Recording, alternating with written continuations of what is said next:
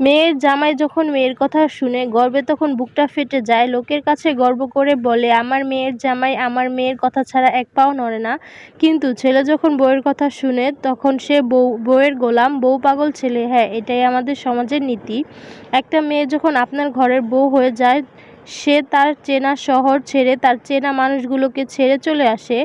আপনার ঘরটাকে কষ্ট করে সাজিয়ে গুছিয়ে আপন করে নেয়, মানিয়ে নেয় আপনার পরিবারের সকল সদস্যদের সাথে। তাই আপনার উচিত স্ত্রীকে মূল্যায়ন করা, সম্মান দেওয়া, তার যথাযথ যত্ন নেওয়া, সঠিকভাবে তার দায়িত্ব পালন করা। একজন মেয়ে তখনই নিজেকে সৌভাগ্যবতী মনে করে যখন সে একজন ভালো স্বামী পায়।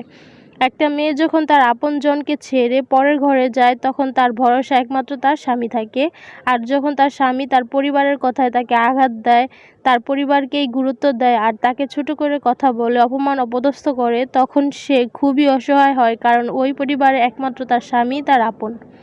মেয়েরা খুব বেশি কিছু চায় না, তারা অল্পতেই খুশি। আপনি যদি আপনার স্ত্রীকে খুশি করতে চান তাহলে 40 টাকা দামের একজোড়া রেশমি চুড়ি যথেষ্ট। মেয়েরা চায় একটু প্রাধান্য দেখ তাকে তার স্বামী। পরিবারের অন্যান্য লোকেরা যেমনই হোক না কেন, তার স্বামী যদি ভালো হয় তাহলে তার কোনো কষ্ট মনে হয় না।